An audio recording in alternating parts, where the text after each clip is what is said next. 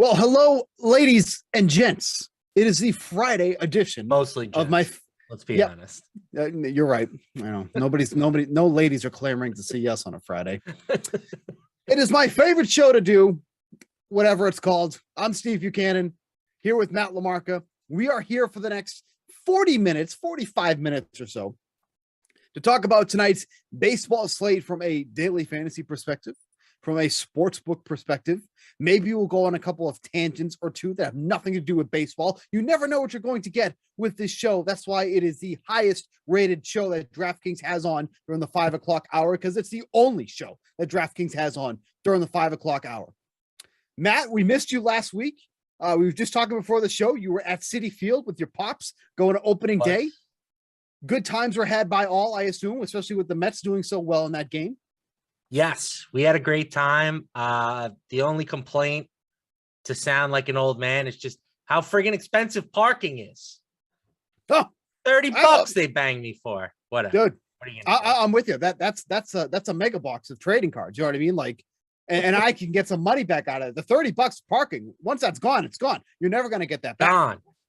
But that brings up another point, right? Why don't we have parking spaces or garages? Like, that's the easiest source of income you could ever have. Is it not? You're saying you want to go halvesies on a parking lot with me? Yeah, hell yeah. Why aren't we doing that? Like, we don't even have to do anything. We don't have to maintain it. We don't have to clean it. Like, who cares? You found a parking space, shut up and park and give us 30 All right, bucks. let's do it. Let's start scouting some locations. We're going to start scouting. We should probably do New York, because there's no park in New York. Boston's bad, but New York's even worse. So I think that's where we got to do it. Well, you're technically Jersey, right? Are you Jersey? No, I'm Long Island. You're Long Island. Okay. Enough giving out personal information. Yeah. You want my social or? Before we start, I want to get your opinion on this real quick. So every team, I believe, is in action tonight. Okay. And as I was doing all my research for today's slate, I noticed that despite every team playing tonight, we don't have one total over 8.5 runs. And I was like, Now, is this finally a reaction from, specifically DraftKings Sportsbook here, that unders are just absolutely annihilating right now?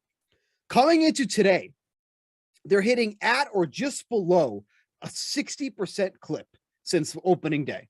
It's just been that way. And you can attribute this to a lot of things. The April is a crap month. The shortened spring training obviously was a factor. Some of these pitchers have just not got, like Freddie Peralta is a great example. Somebody going tonight. It's been hammered in both of his starts against pretty, average offenses, by I think you could say, like the Cubs was one of them in his first start. But first of all, did you even notice that for today? And second of all, do you think that this is the book finally reacting to that, because these games aren't getting to 9 runs at this point? Yeah, I do think it's a slight reaction. It's not an overreaction, as you mentioned. There just hasn't been a lot of offense this year. The home run numbers are way down. For the second straight year, it seems like homers are going to be lower than what they were the previous full season, after basically an upward trend for all of existence. Yep. So, it's clear that the baseball is different. Some people thought maybe coming out of the lockout, we would see the juiced ball again, as a way to try and reinvigorate the fan interest, but that has clearly not been the case. And I do think that the weather has played a part. April's always a bit of a low scoring month, but this April has been cold across the country for the most part. So, I think it's, when you factor in the baseball not being juiced, I do think it's kind of expected that this has been a lower scoring month. I don't know if there's any huge takeaways that we can make. I don't think it's necessarily meaning that we're going to see unders all year. I would imagine scoring picks up as the weather gets better. But it's certainly been interesting. And that data is reflected with some pretty, mediocre totals on today's slate. Yeah, 60.3% is the actual number of unders hitting so far. Extra inning games, we've only seen 13, 5 and 8 in that scenario. The under, once again, hitting at 61% of the time. So it's just been unders everywhere. And especially in baseball, we say, extra innings is where unders go to die. That necessarily hasn't even been the case, because a lot of these games are going into extras. It's like 3-3. So you're not even in the ballpark of these two. But it's funny, and this is the natural reaction. I'm looking at this board. I'm like, oh my God, look at all these overs I can take. And that's exactly what they're looking for, right? Like Rockies Tigers, I think is still a little bit too low. Rockies, believe it or not, have the best batting average in Major League Baseball coming in today, 284. I don't put a lot of weight into batting average at this point in my life, but I just thought that was noteworthy to point it out. Your leading team in runs, the Guardians, huge underdogs to the Yankees. Juggernaut of the Cleveland Guardians. Right, the Cleveland Guardians, but massive underdogs today, right? I'm like, that doesn't feel right for a team that's been scoring as much as they have. But I want to lay minus 180 on the Yankees right now? No, especially with the way that they've been hitting too. So there's just a lot of, odd, makes me raise an eyebrow on the board today. But I think this is finally, the sportsbook catching up to, hey, we've been getting hammered on these, on these unders, and now we got to adjust a little bit. So that I just wanted to point that out. I was surprised that with all these games playing, there wasn't one total that was over 8.5 on a normal Friday slate with every team going. You see multiple 9s, 9.5, but 8.5 as the highest one there. And I think the highest one we see is minus 120 for the over, which is actually is no longer there. It's minus 115 seems to be the consensus for the highest one overall, but just something to point out and just something to kind of just be aware of moving forward, because these offenses just haven't been going at all. One bet before we go into tonight's slate that I really want to touch upon real quick, because this is not on the main slate with the 6:40 start. If you are not betting on the run line against the Reds at this point, you are doing it wrong. This offense blows. Absolutely blows. Okay. They are on a 9-game losing streak coming into tonight. Over the past 5 games for the Reds, they have lost by an average of 4.8 runs. I'm going to go over that one more time. Over the past 5 games, the Reds have lost by an average of 4.8 points. If you blindly bet against the Reds on the run line all season long, you're 9-4 for the season. This offense has not scored more than 2 runs in 5 straight games. So you're telling me the Cardinals are not going to win by 2 runs tonight? Come on. Plus 130. That might be probably my favorite play on the board right now. Why are you laughing? I like the Reds in this matchup. Oh, I do. Come on. Oh, I do. On. For what reason? Why? You need to tell me why. Because Steven Matz? Well, that's part of it. But for there's just a lot of things that I look for in baseball betting that are working in the Reds' favor. For starters, nobody wants to bet on them, right? I mean, you just laid out a very appealing case as to why you should not be betting on the Reds. They're 2-11. So naturally, they're not getting very many bets, but they are getting significantly more money, more dollars than they are getting from in terms of bet tickets. The line on this game has also dropped pretty drastically in Cincinnati's favor. I believe this line opened at plus 140. They are now plus 105 on the money line. And finally, you have to at least take notice when the Reds are pitching Hunter Green, who throws just absolute shit, right? He set a record in his last start for most 100-mile-an-hour plus fastballs in one game. It was something like 30 some odd fastballs. So I will be trusting all of those numbers and taking a dip with the Cincinnati Reds. And there's nothing wrong with the logic that you just laid out there as well. Look, at the end of the day, you and I can make a good case for any bet on the board, right? You can convince yourself about anything on the board. If you put your mindset to that, you can convince yourself to take almost anything, right? Mm-hmm. But the way I look at it, Cardinals have been a great offense all year long. It's not like they're coming into this one like like the Reds are, for example, who are just scoring or struggling to score. Like, have you seen the Reds lineup for this game? No, but I mean their bad. Best lineup is not very good in general. So for sure, it's bad. And then the hitters that are in the lineups are not exactly left-handed, power hitters either. There's really nobody in that lineup that hits lefties well. So you have Steven Matz, who struggled out of the gate. Matt LaMarca knows Steven Matz very well from his time with the Mets. Obviously, someone he's very familiar with.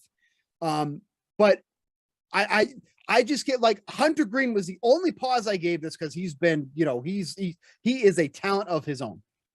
But for as much as he's throwing the fire, it also doesn't mean he's not giving up the production either, because he has in his 2 starts, 10 1/3 innings, 6 runs, 5 of them earned. Obviously, the 13 strikeouts is great, as only walked 2 batters. He's been fine. Tough matchup against the Cardinals, and then the Reds just can't score. Ever since the president asked the fan base, where are you going to go? Well, the Reds have gone nowhere but the loss column. So at least that's where they're going to go. 2-2 in Hunter, or 1-1 in Hunter Green starts. That's all that matters to me, baby. One of the 2 wins that they've made. Okay, that's right. So that is the play off the slate. Everything else falls into the slate. So we'll talk about that there a little bit. Let's get to this slate here, which is a 13-game slate. For a 13-game slate, can I just bring this up? I know that we are affiliated with DraftKings, but I have no issue calling them out when stuff is just not right. The pricing on this pitching slate is horrendous, atrocious, a tragedy, confusing. Everything, anything you want to put in that place doesn't make any sense. Like, in what planet is Kyle Wright for the Braves $9,300? None. Brutal. Corey Kluber is $9,600, the 3rd most expensive pitcher on a 13-game slate where there's 26 options for you to choose from. Has Kluber been good so far? Yeah, it's been pretty good. 9 2/3 innings. He's jumped $2,000 in salary since his last start. Okay, pump the brakes a little bit there, okay? We're not talking about, 2017 Corey Kluber, okay? Talking about 2022, all right? So relax on that. It's awful. And then you look at the Braves. Look at the pricing on the Braves. Yeah, that's bizarre. Is it still 420? Are we still in that mode? Like, on what planet is Marcell Ozuna 3,000? Right? Austin Riley is 3,500. Matt Olson is 4,300. Woohoo! Hey, it's a good point. Might be time to tinker with the algorithm. A little bit. So, with all of that bashing aside, who do you like tonight? I do think that it's a night to be a little bit cheaper with your arms. If you are going to pay up, I think Justin Verlander is your best option of the bunch. He's got the lowest opponent implied team total of that top group. He's the biggest favorite.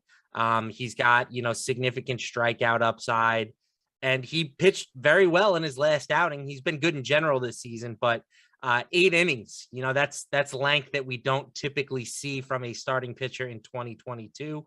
The matchup isn't great against Toronto, certainly, but I do think if you're going to pay up for one of these top arms, he is the guy that you should be doing it with. That said, I like Ranger Suarez at he's about 8K over here on DraftKings.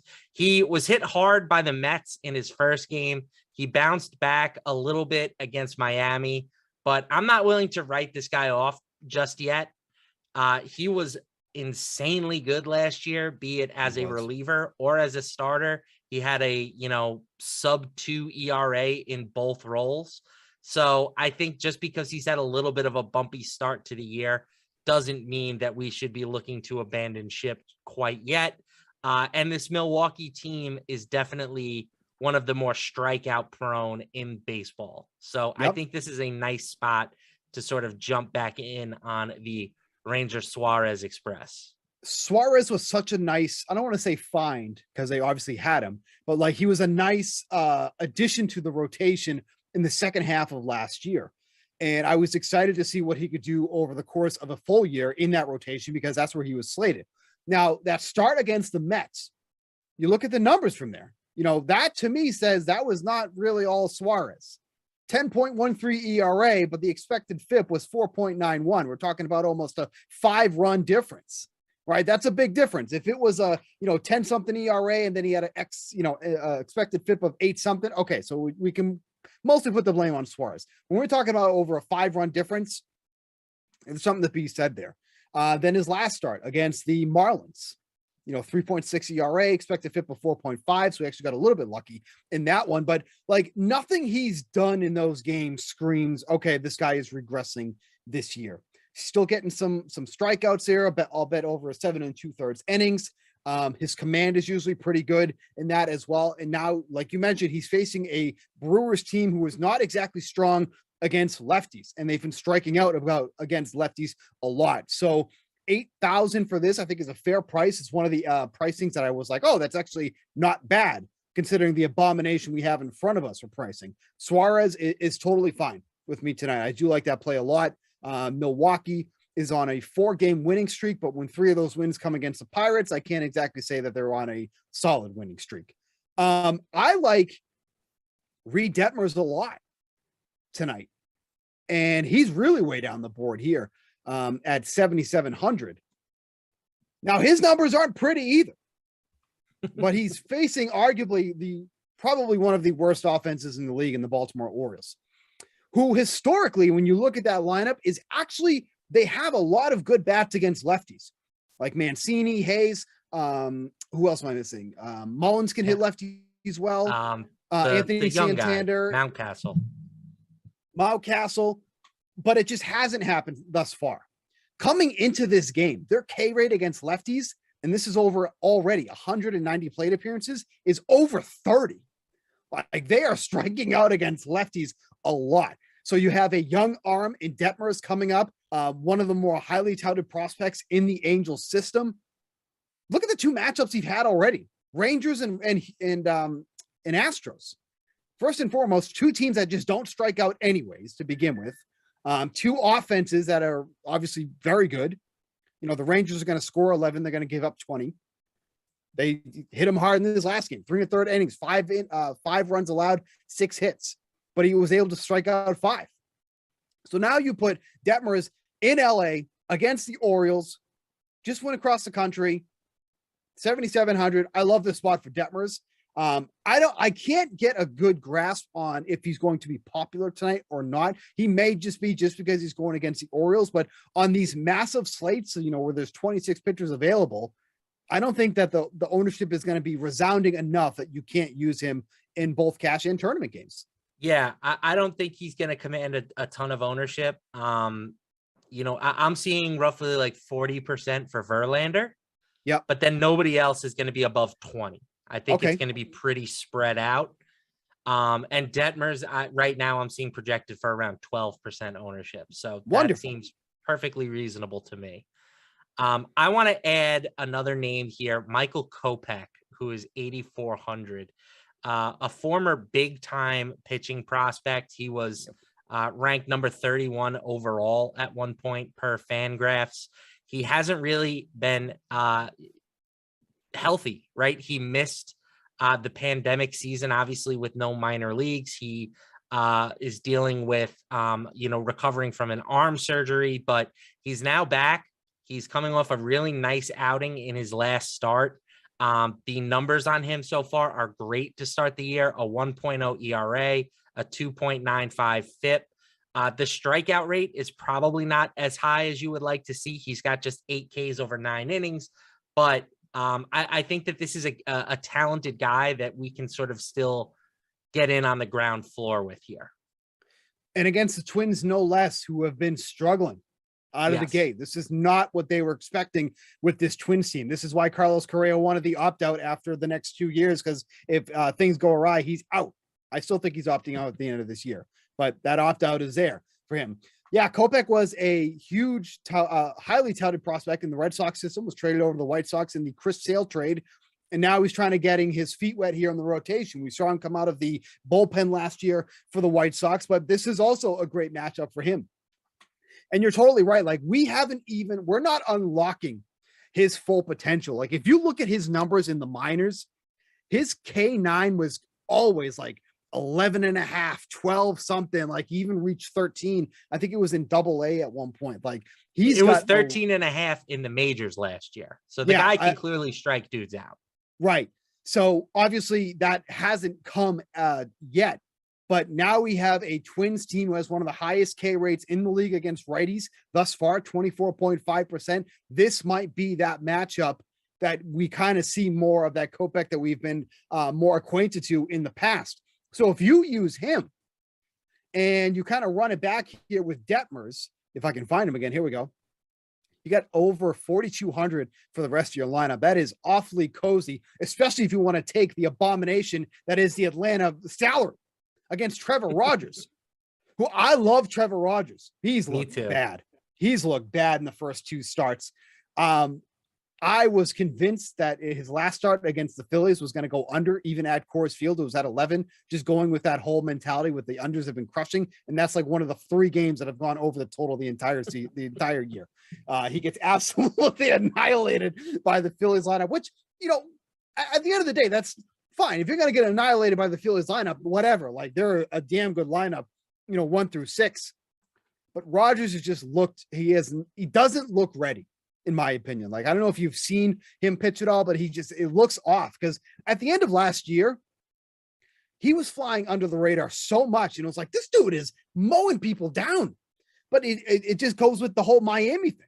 Like, you don't hear about Pablo Lopez or Alcantara or Rogers or anything like that. He's been one of those guys. And it's honestly too bad that he's facing the Braves, because at 6,500, if he pitches anything like he did last year, he's a steal and a half tonight. But the matchup I'll still have some exposure to him for sure. But this is a tough matchup. The Braves crush lefties. And especially with Austin Riley back in the lineup tonight, they just crush lefty. He's a great tournament play. That's what I'll say. He's a great tournament play tonight because of his salary, but he has just not looked good thus far.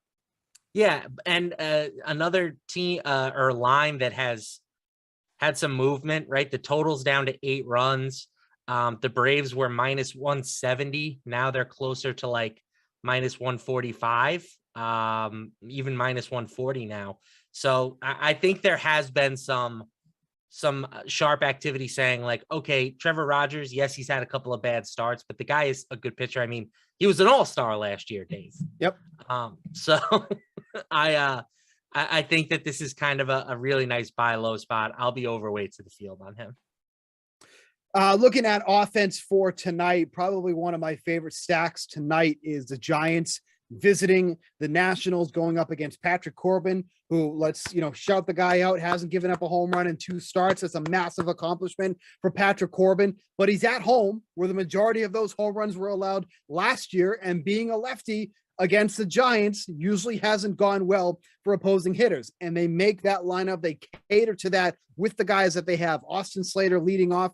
He's going to be pulled basically after Corbin is out of the mix. Then you got Flores, Brandon Belt, Darren Ruff in the cleanup spot. Again, another hitter who just absolutely smashes against lefties. And then even if you want to go down the list a little bit, Joey Bart at number 8, don't hate it. At 2,800, I can take a flyer on him. He's obviously one of the more touted prospects in the Giants system. It's taken over for Buster Posey. But I love the Giants tonight. Any thoughts on a stack for you, or if you like the Giants as well?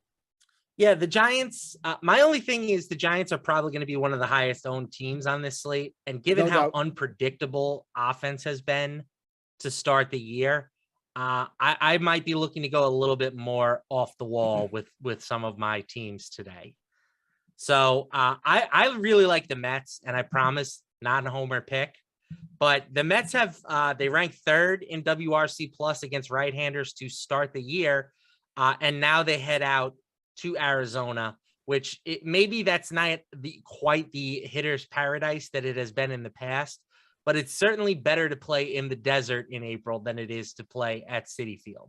So I think you take this offense, they'll have a little bit more power in that environment. Like, that's the one thing about this Mets team, is that they just really haven't been hitting a lot of homers, but they have tons of guys in that lineup with, 30 homer potential this season. Right? Alonso, Lindor, Mark Canha hasn't hit a homer yet, but he's been a guy that has always hit for power. Eduardo Escobar, Brandon Nimmo is not a 30 homer guy, but he can more pop than you probably realize. So I like this lineup. Zach Gallen, it's a middling matchup, but I think this Mets offense is more than talented enough to get to him. Before Gallen was a Diamondback, what team was he on?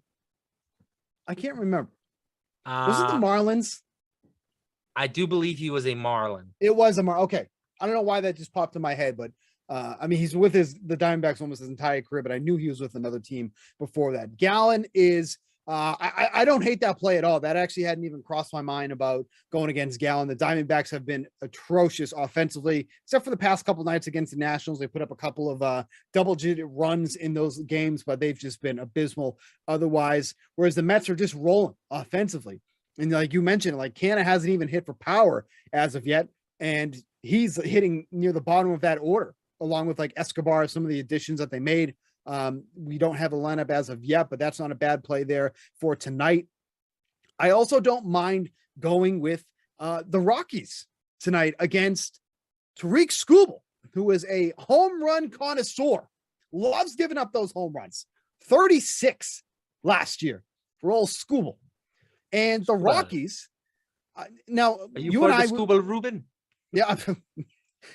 You and I don't take much into account when it comes to like batting average, but would you be shocked to know that the Rockies lead the league right now at hitting 284 as a team collectively? I would have been shocked if you didn't mention it at the top of the show. I did already mention. Listen, I've done a number of shows already today. I can't even remember which ones I've already said that on or not. So you're not shocked because I've already revealed that. But yeah, the Rockies, I think are a fairly low-owned team that you can take tonight against a pitching staff that has just not been pitching well at all. And Skubal, like I mentioned, 36 home runs allowed last year, just a massive number. And with the Rockies hitting as well as they are, granted, Coors Field has a lot to do with that, but I think the Rockies are a fairly nice play here tonight. They're obviously not overly expensive either. Do we have a lineup for We do. None of these guys are really overly expensive. Connor Joe and CJ Cron are the two most expensive guys at over 5K. Everybody else after that in the 4K to 3K range. I think that's a fairly reasonable stack that you can do tonight, and you can jam in a Verlander and somebody else if you wanted to do that. So I think the Rockies are also a play that you can consider tonight. Yeah, and to your point, the Rockies have always been a team that you kind of play them when they're at home and fade them when they're on the road. But so far this season, on the road against left-handers like Skubal, 6th in WRC plus for the Rockies. I also saw a very nice tweet about CJ Cron. If you look at like expected WRC plus, he is the league leader right now based on the quality of StatCast data that he has. He's no kidding. He's hitting the ball hard, good launch angles and stuff like that. So I don't hate that play. And the Rockies are a team that people will not play tonight. So that fits my strategy of, kind of fading the higher owned teams and going towards some of these more, obscure squads that people aren't going to give a ton of attention to. And don't forget too, obviously, Chris Bryant, weird landing spot for him in free agency, but he has been a left-handed pitching masher really since coming into the league. I'm just trying to pull up his numbers so far. Okay, only 14 plate appearances thus far. Does have a couple doubles in that sense, but if you go back to 2021, last season, good numbers against lefties in that scenario. 381 WOBA, 254 isolated power, and a 138 WRC plus. This should be a good matchup for him tonight in Detroit. Does Miguel Cabrera get 3,000 tonight? Yes or no? I'm going to say yes. Yeah. I like that they're moving him up to the 3 hole. Get him as many at bats as possible. Yep. Did you like that the Yankees intentionally walked him in his last plate appearance last night? I thought it was a little shisty, but I wouldn't expect anything less from the Yankees. Because at the end of the day, it's like, is Miguel Cabrera really going to do that much damage to you? You know what I mean? Like at this point in his career, like maybe 10 years ago, you intentionally walk him in that scenario, but is he going to do it now? Like, you know what it is? They have a S storm coming. They're just trying to grab any headline they can to kind of push that away. You know what I'm saying? Believe me. Well, I'm not even forget about the letter. The fans in New York are just not happy right now. They are.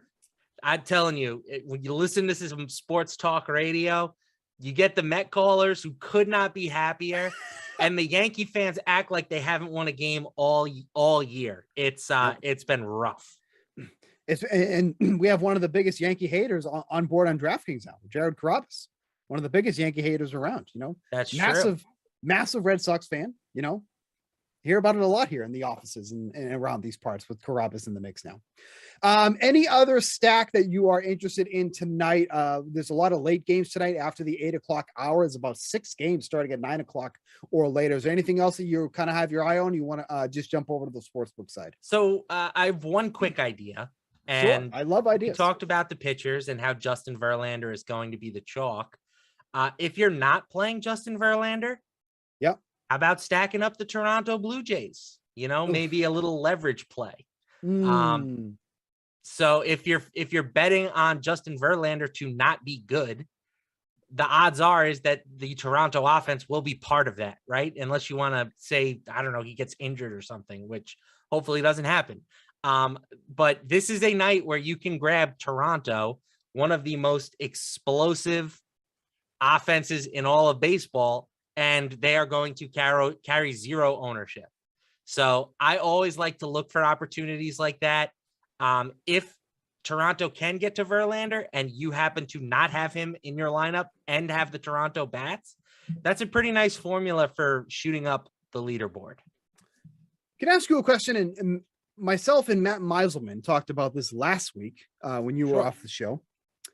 Is it possible that the Toronto Blue Jays might be a bit overrated?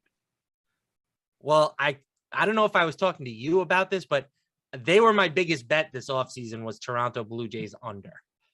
Because I did not think that replacing Marcus Semien with Matt Chapman and Robbie Ray with Kevin Gausman was necessarily going to be equal production. I mean, Semien had 40 bombs and Robbie Ray won the Cy Young. Yep. So I thought they were a regression candidate team, but I still think that, you look at this lineup and they have a ton of talent, clearly. Once you get past the top 5, it's not great, but it's pretty bad, actually. Yeah.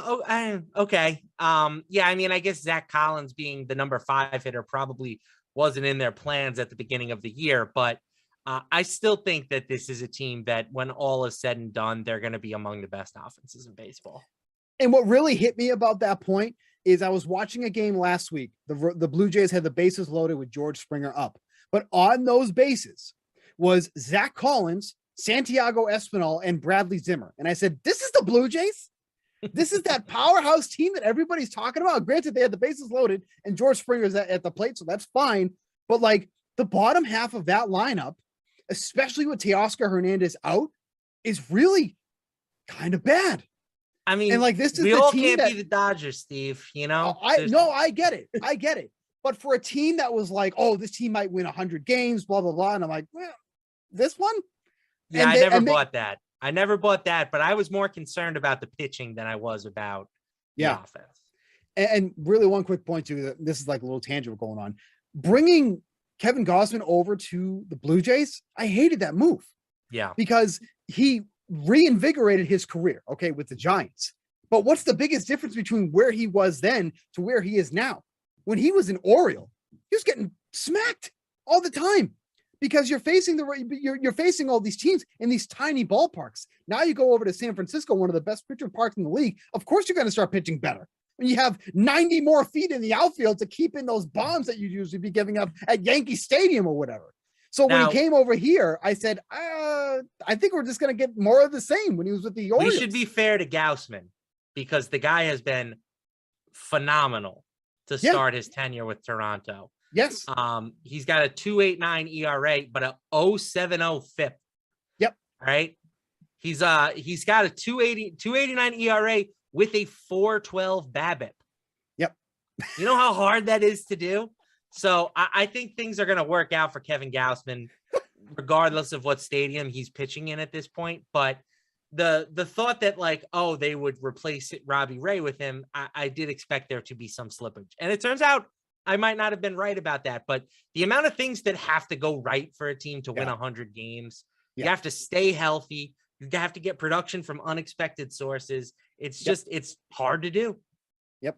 And coming not everyone can be like the Mariners, Steve, and, win 90 games with a -70 run differential or whatever it was last year. I mean, how good can you be to do that? I mean, you're phenomenal, right? I mean, only one team can do that, and it's Seattle. Coming into today, the Blue Jays rank 16th in runs scored, 52 total, sandwiched in between the Braves and the Cardinals. Okay, let's go over to the sportsbook side here. You know what bets I really like now? I've been doing a lot of outs recorded by pitchers. I think that's just I like those a lot. And one thought that I've been implementing on some of these is taking pitchers that are facing teams that are hard to strike out, because if they're not striking out these teams, they're throwing less pitches. So there's more likelihood that these guys are going to go deeper in the game than if they're throwing strikeouts. Like Jordan Lyles, for example, was going up against the A's. Not a big strikeout pitcher by any means, but the A's are hard to strike out anyways. He was out early because he throws a ton of pitches. So I'm always taking unders on Jordan Lyles. But some of these teams that are facing, or some of these pitchers that are facing teams that are hard to strike out, like the Astros, the Royals, they actually might be more apt to stay in this game longer because they're throwing less pitches. So I've been starting to kind of get into this groove with the outs recorded. And I think there's just some really good value here on some of these pitchers, like Patrick Corbin tonight, going against the Giants. Like, are we expecting him to go almost 6 innings? Like, probably not, right? So now I can get under 16.5 outs recorded for even money. Like, that feels pretty enticing. That could be a play. Now I know that, you were kind of poo-pooing on the Giants offense because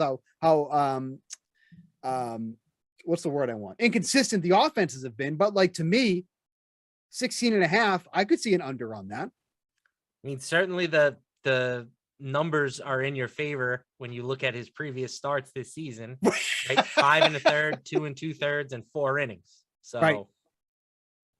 Yeah, it seems like 16.5 at even money is a pretty nice number. Yeah. So, but there's so many props and things that you can play that sometimes it's hard to miss these, but I think this is something that I would definitely recommend people looking at here. And then, like, even for your case here, for Trevor Rogers, if he can bounce back, his over under is at 15.5, plus 105 for the over on that. So if you think this is a bounce back for Trevor Rogers, then that's obviously a low number at 15.5. I still think I just prefer to take the Marlins on the money line, but yeah, it's a very similar play. And then, so overall, is there any lines that you like for tonight? Any games that you like over here on the sportsbook? I will say that the Reds and the Marlins are two of my favorite. I will add the Baltimore Orioles to that mix. They're another team that they're getting some sharp activity. They have a lot more dollars wagered than bets. And I just think that this number is slightly overvaluing the Angels, right? I mean, the Angels have been okay this year. They're 8-5 by Angels status, right? That might as well be parade status. But like, do you feel that great about Reed Detmers? I know we kind of talked him up for DFS, but Reed Detmers is not the type of pitcher that I want to be laying -190 with. Yep. So I will, I'll take the Orioles at plus 160. I think that's a pretty fair price for them. What about taking the Angels on the run line -120 through the first 5? Well, that's the exact opposite of what I just said. So no, I don't like that play. I'm starting to sense something here. I think that you take every play that I like and you just give the opposite. What do you think? I'm a mind reader? Well, you listen to what I say, and then you go, okay, I'm going to construe something to go and kibosh everything that Steve Buchanan has just said. Steve, why would I want to fight with you? You're on TV, okay? If somebody appears on my television, I listen to what they have to say. Oh, I'm a true American in that regard. There's some really crappy people on TV, and I'm one of them. I'll tell you that. I wasn't on TV because I earned it. I'm on TV because I got hired here, and they're like, well, we need someone to do MLB Network. Let's just ask Steve. And here I am today. Look at you being all modest. I don't like this shade on you, Steve. I like the brash Steve Buchanan, the cocky, swinging Steve Buchanan, if you know what I'm saying.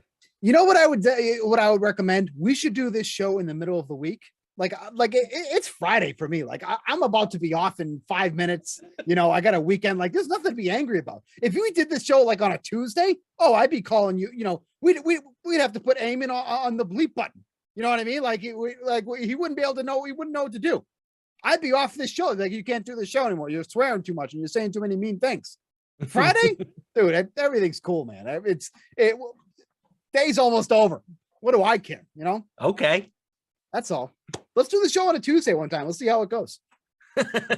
Tuesday is the best day of the night for baseball anyways. Every team is playing. It's great. Tuesdays and Fridays are typically good baseball nights. Yeah. So although I'm going to have to stay up till 1 a.m. to watch this Mets game tonight. Ridiculous. I do like Rockies over 3.5 runs tonight. I think that's just a run too low, -115. Quite frankly, a lot of these team totals are lower because of all these lower totals. So obviously something to keep in mind here. But if all things were normal, I feel like this would be 4.5 runs. So -115 for 3.5 runs feels a little too low. So I do like that one. I mentioned taking the Reds on the run line, even though Matt LaMarca is all about the Reds tonight. Take the Cardinals on the run line at -1.5.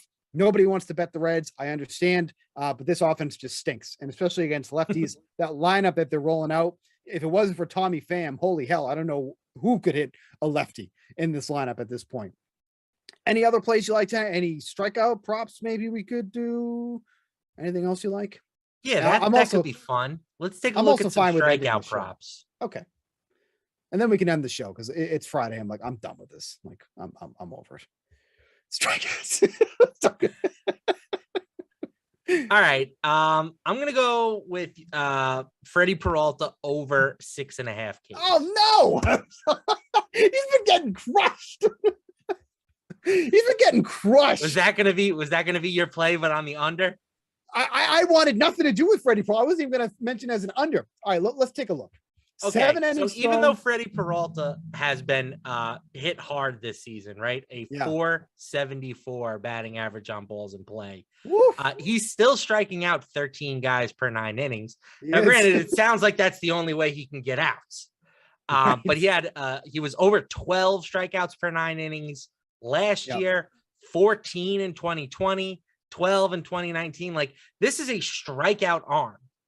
Yeah. And you're getting the Phillies have some swing and miss in their game for sure. They do. So the only reason this number is as low as it is because the results haven't been there for Peralta to start the year. So I like this as a little buy low spot. And it's actually impressive. I just looked it up. His swing and miss rate is right where it should be. 15.7 in 2020, then 14.4 last year, 14.5 this year. So even though he's given up 1,000 bombs, he's still getting the swings and misses and the strikeouts.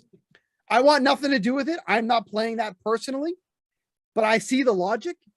Just for me, I just can't back somebody who's just been absolutely annihilated in 2 straight starts. He's given up 9 runs on 10 hits in 7 innings, facing a total of 37 batters. That's just doesn't sit well with me. I'm not playing the under either. Steve, you lack creativity. I'm creative on Tuesday. You know what I mean? That's really where the creativity comes from. Okay. I don't know if we're supposed to end the show yet, but I'm calling it. So that's just too bad for everybody else. So scramble and get ready. I'm ending the show. As per usual, I'm not told what Madden games are coming up. Why would they do that? They're just sitting there listening to the show. The least you could do is tell me what games are coming up, and then I could promote it like the person that I am. And I see someone's typing right now. Niners versus another team. That's what I was told. Niners versus another team. The Niners are playing in the next game, and they're playing somebody. The Commanders. Oh, the Commanders. That should be a hell of a game. So Niners, Commanders, that's coming up next. You can get your lineups in. Watch it right here on the DraftKings YouTube page. And I'm sure there's some other games here tonight, but that's too far ahead. I'm going to be way gone by the time that those other games start. So it's neither here nor there. So good luck with your bets. Good luck with your plays. From Matt LaMarca, I'm Steve Buchanan. We are ending this show right now.